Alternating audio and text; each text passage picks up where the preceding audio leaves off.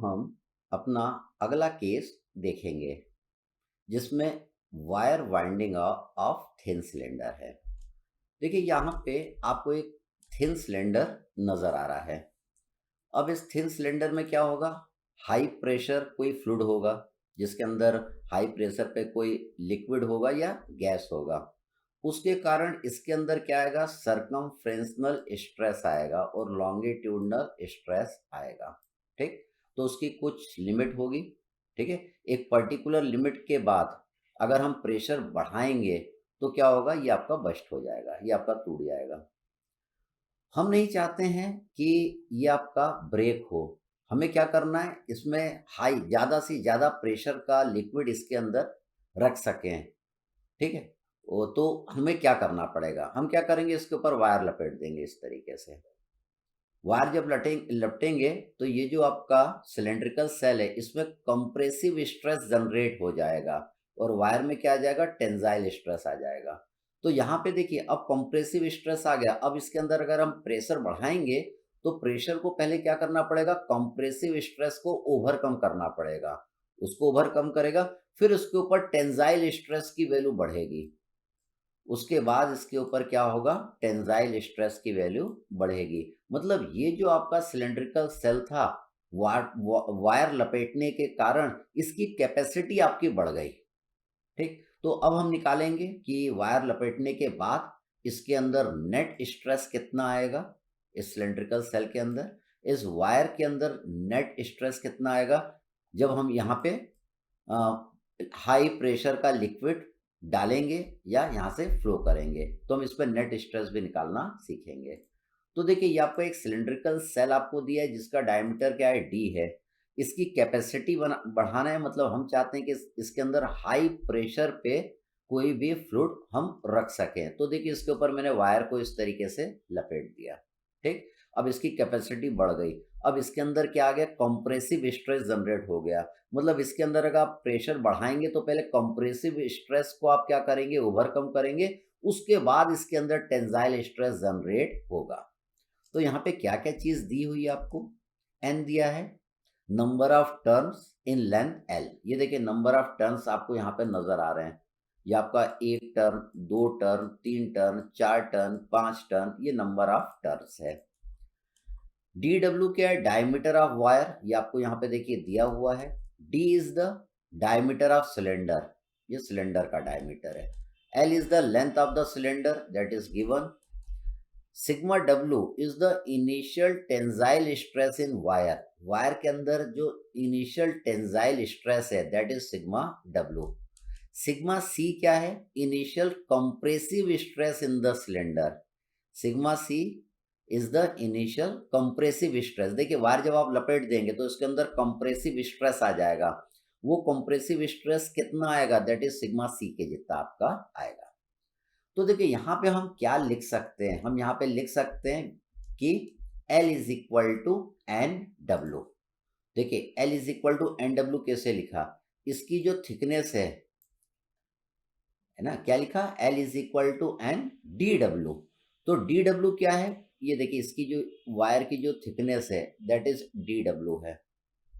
Wire की जो thickness है ये कितना है आपका, डी डब्ल्यू है। एक वायर की डी डब्ल्यू है तो एन वायर का टोटल ये वाली लेंथ कितनी हो जाएगी, डी डब्ल्यू इंटू एन हो जाएगी। मतलब ये टोटल लेंथ के जितना हो जाएगी। इसलिए मैंने L is equal to N D W लिखा हुआ है। ठीक है, डी मतलब डायमीटर ऑफ वायर है। ठीक, तो ये रिलेशन क्लियर। अब देखिए हम इससे लिख सकते हैं, क्या लिख सकते हैं, N is equal to L divided by D W हम लिख सकते हैं। Number of turns will be equal to length of the cylinder divided by diameter of the wire. इसका देखिए अगर ये पूरा सिलेंडर अगर आपका इक्विलिब्रियम में है तो इसका आधा सेक्शन भी देखिए आपका इक्विलिब्रियम में रहेगा। तो इसके मैंने कट सेक्शन का देखिए फ्री बॉडी डायग्राम बनाया हुआ है। ठीक, ये आपको इसको ये वायर नजर आ रहे हैं, वायर ऊपर जाते हुए और इधर जाते हुए, ये सब वायर वाला है। और ये ग्रीन वाला आपका सिलेंड्रिकल पोर्शन है। ठीक, तो हमें क्या निकालना है इसमें, हम सबसे पहले देखिए ये एन फर्स्ट टर्न, ये पहला टर्न है आपका। पहले टर्म में क्या लग रहा है, यहाँ पे स्ट्रेस लग रहा है। स्ट्रेस कितना लग रहा है, सिग्मा डब्ल्यू लग रहा है। It is the stress in wire, it is the stress in wire. अगर आपको स्ट्रेस इन वायर निकालना है, initial tensile stress in wire अगर आपको निकालना है, दैट इज इक्वल टू, मैंने क्या बोला है, सिग्मा डब्ल्यू बोला है। तो सिग्मा डब्ल्यू अगर आपको निकालना है तो ये सिग्मा डब्ल्यू आपका किसके बराबर आएगा, आपको मालूम है इसमें टेंशन कितना है। ये देखिए टी की वैल्यू आपको मालूम है वायर में कितना है, तो T divided by cross sectional area of the wire, मतलब मैं इसको लिख सकता हूँ T divided by pi by 4 D W का होल स्क्वायर। मतलब इनिशियल जो स्ट्रेस आएगा वायर के अंदर वो आपका कितना आ जाएगा, that is 4t upon pi D W का होल स्क्वायर। तो आपने इनिशियल स्ट्रेस एक वायर में यहाँ पे निकाल लिया है। ठीक, अब यहाँ पे आपने स्ट्रेस निकाल लिया, अब हमें पूरा फोर्स निकालना है। तो देखिए अगर initial tensile force in the wire of length L length पे हमें पूरा फोर्स निकालना है। क्या निकालना है यहाँ पे ऊपर की ओर नेट फोर्स निकालेंगे, दैट इज F1। तो पहले एक वायर पे फोर्स निकाल लेते हैं। एक वायर पे जो फोर्स आ रहा है that is equal to stress into area. Area of wire कितना है, पाई बाय 4 डी डब्ल्यू का होल स्क्वायर। तो ये तो खाली यहाँ पे एक फोर्स आया, लेकिन यहाँ पे तो एन वायर है। यहाँ पे देखिए ये सेकंड टर्न है, यहाँ तक एन टर्न आएगा। एन टर्न तक देखिए यहाँ पे भी फोर्स लगेगा इस स्ट्रेस के कारण, यहाँ पे भी फोर्स लगेगा इस स्ट्रेस के कारण, यहाँ पे भी फोर्स लगेगा इस स्ट्रेस के कारण। तो N length of the wire पे कितना टोटल फोर्स लगेगा, तो देखिए हम यहाँ पे एन वायर पे टोटल फोर्स कितना लगेगा, तो इनटू अपन क्या कर देंगे, एन कर देंगे। अब देखिए यहाँ पे भी लग रहा है, तो यहाँ पे भी तो लग रहा है। यहाँ पे देखिए वायर ऊपर की ओर जा रहा है तो ऊपर की ओर फोर्स लगेगा, है ना, स्ट्रेस लगेगा तो फोर्स भी लगेगा। मतलब यहाँ पे भी लग रहा है और यहाँ पे भी लग रहा है, तो हम क्या करेंगे, इसमें 2 का मल्टीप्लाई कर देंगे। तो टोटल फोर्स जो आपका लग रहा है ऊपर की ओर, दैट इज F1 लग रहा है। ये कहाँ लग रहा है, वायर पे लग रहा है। वायर जो उसको दबा के रखा है अंदर वाले सिलेंडर को। अब क्या होगा, ये जो ग्रीन वाला पोर्शन देखिए यहाँ पे भी फोर्स लगेगा। तो अब हम निकाल रहे हैं initial compressive force in the cylinder, निकाल रहे हैं for the length L. Length L पे कितना सिलेंडर पे कंप्रेसिव फोर्स आपका लगेगा। ये कंप्रेसिव फोर्स आपका कैसा लगेगा, नीचे की ओर लगेगा। इसको हम क्या बोलेंगे, F2 बोलेंगे। सिलेंडर पे देखिए स्ट्रेस आपका लगेगा नीचे की ओर, सिग्मा सी लग रहा है, ये कंप्रेसिव स्ट्रेस है। इसको हम हुक स्ट्रेस भी बोल सकते हैं। स्ट्रेस इन सिलेंडर ये कंप्रेसिव नेचर का आपका रहेगा। ये देखिए यहाँ पे भी नीचे लग रहा है, यहाँ पे भी लग रहा है। तो टोटल यहाँ पे फोर्स कितना लगेगा, that is stress into area. Area कौन सा लेंगे, ये ग्रीन वाले पोर्शन का हम एरिया लेंगे। ये रेक्टेंगुलर बना रहा है, रेक्टेंगुलर क्रॉस सेक्शन एरिया आपको यहाँ पे नजर आ रहा है। तो ये F2 हम पहले लिखेंगे। F2 is equal to stress into area. Stress कितना है, सिग्मा सी है, और ये एरिया कितना है इसका, L इंटू टी है। तो F2 इस पोर्शन में लगा, तो यहाँ पे भी तो लगेगा, ये भी तो पोर्शन है, यहाँ पे भी आपका स्ट्रेस लगेगा, यहाँ पे स्ट्रेस लगेगा तो यहाँ पे F2 भी लगेगा। तो यहाँ पे दोनों पोर्शन में लगेगा, इसलिए टोटल निकालने के लिए यहाँ पे मैंने देखिए 2 का मल्टीप्लाई कर दिया। तो वायर में ऊपर की ओर टोटल फोर्स कितना लग रहा है, F1। सिलेंडर पे टोटल फोर्स नीचे की ओर कितना लग रहा है, F2। अगर ये दोनों इक्वल हैं तो बॉडी किस में रहेगी, इक्विलिब्रियम में रहेगी। तो इक्विलिब्रियम में रहने के लिए ऊपर लगने वाले फोर्सेस नीचे लगने वालों के बराबर आना चाहिए। मतलब initial tensile force in wire will be equal to compressive force in cylinder आना चाहिए। तो देखिए इन दोनों इक्वेशन को मैं इक्वेट कर दूंगा, ये वाली इक्वेशन और ये वाली इक्वेशन को मैं क्या करूंगा, इक्वेट कर दूंगा। तो देखिए यहाँ पे मैंने इक्वेट कर दिया, sigma W into pi D W का whole square into N into 2 is equal to sigma C into L into T into 2। ये इंपॉर्टेंट इक्वेशन है, इसको मैं थोड़ा सिंप्लीफाई कर दूंगा। इसको मैं पहले हटा देता हूं। तो देखिए यही इक्वेशन मैंने यहाँ पे लिख दी है, सेम इक्वेशन, ताकि यहाँ पे हम सॉल्व कर सकें। तो ये इक्वेशन लिख दी है। इस इक्वेशन में मैंने क्या करा है, एन की वैल्यू यहाँ पे पुट कर दी है। ये एन की वैल्यू मैंने यहाँ पे कितना पुट कर दी है, L divided by D W. तो यहाँ पे L divided by D W आपका आ गया। अब इसमें कुछ चीजें आपकी कट जाएगी, इस टी से आपका ये वाला टी कट जाएगा, इस लेंथ से आपका ये वाला लेंथ कट जाएगा, ये डी डब्ल्यू से यहाँ से एक डी आपका कट जाएगा। ठीक, तो इसमें देखिए यहाँ पे इन दोनों में रिलेशन आ जाएगा, sigma C is equal to sigma W into pi D W upon 4t। ठीक, तो यहाँ पे आपने सिग्मा सी और सिग्मा डब्ल्यू में रिलेशन निकाल लिया। सिग्मा डब्ल्यू क्या है? It is the stress in wire, और सिग्मा की सी क्या है? It is the compressive stress. ध्यान रखिएगा, sigma C is the compressive circumferential stress in cylinder. Sigma W कैसा रहेगा? टेंजाइल रहेगा। ये बहुत इंपॉर्टेंट है।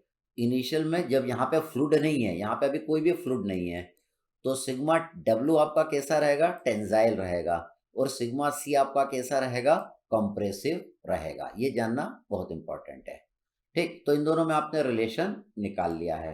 अब हम क्या कर रहे हैं? अभी देखिए यहाँ पे कोई भी फ्लूइड नहीं है अंदर, आपने खाली वायर को लपेटने का के कारण इसमें कंप्रेसिव स्ट्रेस आ गया और इसमें टेंजाइल स्ट्रेस आ गया, और आपने कितना कंप्रेसिव स्ट्रेस और टेंजाइल स्ट्रेस के बीच में रिलेशन निकाल लिया, सिलेंडर और वायर के स्ट्रेस में रिलेशन निकाल लिया। अब हम क्या करेंगे? इसमें हाई प्रेशर लिक्विड को डालेंगे। सेकंड केस में when water flows in cylinder, देखिए अभी तो कुछ नहीं था, अब यहाँ पे वाटर आ गया। वाटर का प्रेशर क्या है? बहुत हाई है। जब हाई प्रेशर का वाटर यहाँ पे फ्लो होगा तो ये एक्सपांड करेगा, तो वाटर के कारण इसमें क्या आएगा? टेंजाइल स्ट्रेस आएगा, और वायर में भी आपका टेंजाइल स्ट्रेस आएगा। बहुत इंपॉर्टेंट है। जब आपने इस पे वायर लपटा था तो वायर लपेटने के कारण इसमें कंप्रेसिव स्ट्रेस आया था, लेकिन वायर में आपका कैसा आया था? टेंजाइल स्ट्रेस आया था। लेकिन जब इसमें से लिक्विड को आप पास करेंगे तो वायर में आपका क्या आएगा? टेंजाइल स्ट्रेस आएगा, और इस सिलेंडर में भी आपका कैसा आएगा? टेंजाइल स्ट्रेस आएगा। ठीक है, वाटर के जब फ्लो होगा तो दोनों में टेंजाइल आएगा, सिलेंडर में भी और वायर में भी। लेकिन जब वायर लपटेंगे तो वायर में टेंजाइल आएगा, लेकिन सिलेंडर में क्या आएगा? कंप्रेसिव। ठीक, तो when the water flows in cylinder, तो यहाँ पे sigma C asterisk, sigma C asterisk मतलब अब इसमें जो स्ट्रेस आया उसकी वैल्यू वो बात कर रहा है। It is the circumferential stress develop in the cylinder due to fluid pressure only. खाली फ्लूइड के प्रेशर के कारण इसमें जो सर्कमफ्रेंशनल स्ट्रेस आएगा that is sigma C asterisk. ये कैसा आएगा? टेंजाइल आएगा। अब यहाँ पे एक और सिग्मा डब्ल्यू एस्ट्रिक हम बोल रहे हैं। ये क्या है? Stress develop in the wire due to fluid pressure only. ये भी कैसा आएगा? टेंजाइल आएगा। ठीक है, तो ये यहाँ पे लिक्विड के कारण जो इन दोनों में स्ट्रेस आएगा उसको मैंने एस्ट्रिक से रिप्रेजेंट किया है। ठीक है, और यहाँ पे सिग्मा डब्ल्यू और सिग्मा सी ये फ्लूइड के कारण नहीं, ये खाली वायर को लपेटने के कारण इन दोनों में जो स्ट्रेस आ रहा है उसको मैंने रिप्रेजेंट किया है। अगर आपको देखिए नेट स्ट्रेस निकालना है, रिजल्टेंट स्ट्रेस अगर आपको निकालना है, रिजल्टेंट स्ट्रेस इन सिलेंडर मैंने निकाला है, that is sigma C asterisk minus sigma C लिखा है। ऐसा क्यों लिखा है? क्योंकि वाटर जब फ्लो हो रहा है तो इसकी वैल्यू देखिए, इसकी वैल्यू कैसी है? टेंजाइल, और जब वायर खाली आप लपेट रहे हैं तो इसकी वैल्यू कैसी है? आपकी कंप्रेसिव है। इसलिए मैंने देखिए सिग्मा सी एस्ट्रिक में से सिग्मा सी को माइनस किया है नेट निकालने के लिए, क्योंकि एक टेंजाइल है और एक आपका कंप्रेसिव है। अब रिजल्टेंट स्ट्रेस आपको वायर में भी निकालना है, तो वायर में तो देखिए वायर जब आप लपेटेंगे टाइट तब इसमें आपका टेंजाइल स्ट्रेस आएगा, और जब लिक्विड आपका इसमें फ्लो होगा तो उसके प्रेशर के कारण ये दोनों एक्सपांड होंगे, तब भी इसमें टेंजाइल स्ट्रेस आएगा। दोनों ही केस में टेंजाइल स्ट्रेस आएगा, इसलिए देखिए यहाँ पे मैंने दोनों को जोड़ दिया है, sigma W asterisk plus sigma W. इसको मैं थोड़ा सा हटाता हूं। अब हमें क्या निकालना है? अब हम निकालेंगे bursting force due to fluid pressure. अब हमें वो फोर्स बस्टिंग फोर्स निकालना है ना। अब इसके अंदर फ्लो भी हो रहा है, वाटर भी फ्लो हो रहा है, और इसको आपने टाइट भी बांध दिया है। अब हम क्या निकाल रहे हैं? Bursting force due to fluid pressure. ये किसके बराबर होगा? Resisting force of cylinder plus resisting force of wire. ठीक है, अब देखिए ये जो अपन बस्टिंग फोर्स निकाल रहे हैं खाली फ्लूइड प्रेशर के कारण निकाल रहे हैं, तो इसको एज्यूम मत करिएगा। मान लीजिएगा कि इसके ऊपर वायर नहीं लपटा हुआ है, इसके ऊपर वायर नहीं लपटा हुआ है और यहाँ से क्या हो रहा है, पानी आपका फ्लो हो रहा है। अब हमको क्या निकालना है, इसके ऊपर बस्टिंग फोर्स निकालना है। ठीक, तो bursting force due to fluid pressure is equal to क्या होगा, resisting force of cylinder plus resisting force of wire. ठीक, तो देखिए bursting force due to fluid pressure के कारण बस्टिंग फोर्स आपका कितना आएगा। देखिए उसको मैंने यहाँ पे लिखा है, दैट इज PDL लिखा है। अब ऐसा क्यों लिखा है, देखिए अगर इसका मैं कट सेक्शन करूंगा आधा, मान लीजिए बीच में से मैंने आधा काट दिया, तो आपका जो सिलेंडर का सेक्शन आपको नजर आएगा वो इस तरीके का रेक्टेंगुलर नजर आएगा। इसकी देखिए जो लेंथ है दैट इज L आएगी, इट इज द लेंथ, और ये जो सेक्शन आपको नजर आएगा that is the diameter D। ठीक है, इस पे क्या लगेगा, प्रेशर लगेगा, दैट इज आवर P। तो इस पे फोर्स कितना लगेगा, P इंटू एरिया, इसका जो क्रॉस सेक्शनल एरिया आपको रेक्टेंगल इस तरीके से नजर आएगा, तो उसका एरिया कितना लिखेंगे, that is D into L। तो bursting force due to fluid pressure आपका कितना आ गया, P into D into L।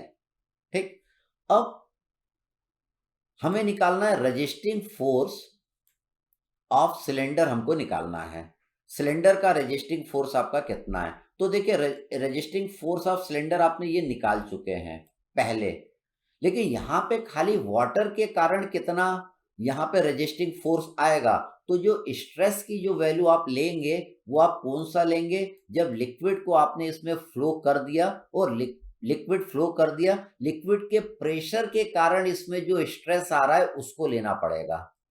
किसमें, आपके सिलेंडर में लिक्विड फ्लो करने के कारण इसमें जो स्ट्रेस आ रहा है वो वाला स्ट्रेस की वैल्यू यहाँ पे लेना पड़ेगा। तो देखिए यहाँ पे मैंने लिखा sigma C asterisk into L into T into 2, ये वाली वैल्यू लिया है जो हमने वायर को कसने के कारण निकाला था। तो ये रजिस्टिंग फोर्स आपका निकल के आया था सिलेंडर में। तो सिलेंडर में ये जो सिग्मा C आपका था वो वायर को टाइट करने के कारण था, इसमें जो रजिस्टिंग फोर्स आ रहा है।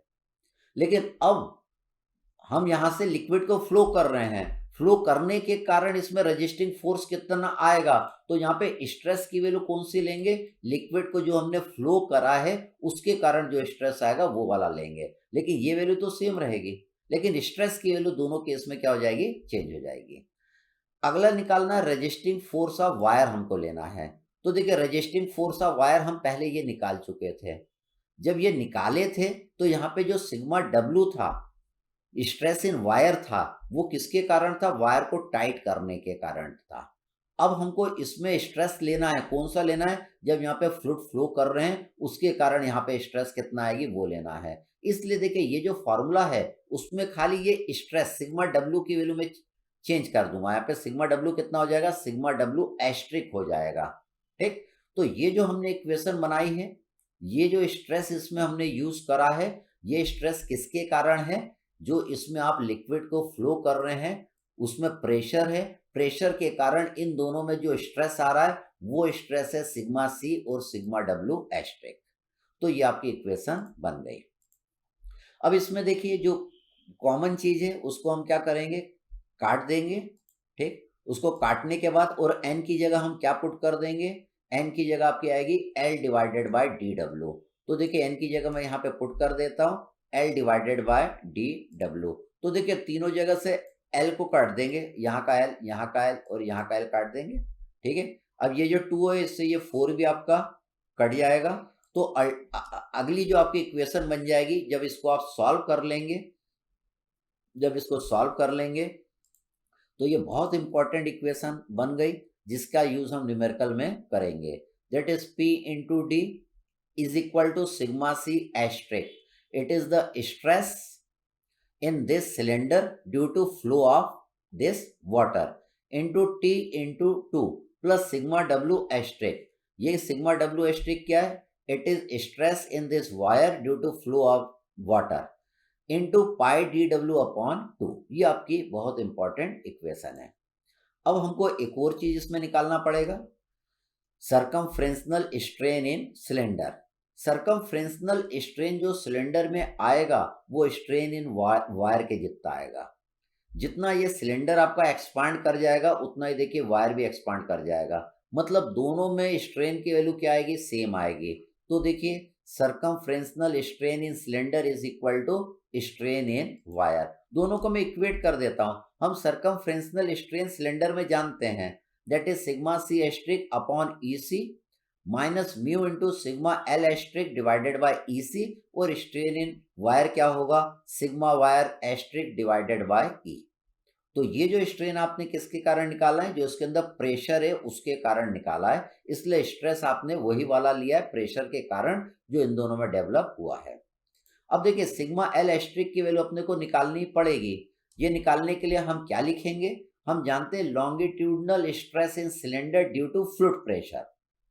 तो लॉन्गिट्यूडनल स्ट्रेस फ्लूइड प्रेशर के कारण सिलेंडर में कितना आएगा, that is sigma L asterisk is equal to P into D divided by 4t। तो हमें कौन से फॉर्मूले की जरूरत पड़ेगी, हमें न्यूमेरिकल में इसकी जरूरत पड़ेगी, हमें न्यूमेरिकल में इसकी जरूरत पड़ेगी, इस इक्वेशन की हमको जरूरत पड़ेगी, इस इक्वेशन की जरूरत हमको पड़ेगी, और इस इक्वेशन की जरूरत हमको पड़ेगी। तो ये ध्यान रखिएगा, डेरिवेशन भी इसका बहुत इंपॉर्टेंट है। अब हम इसके प्रॉब्लम पे आ सकते हैं।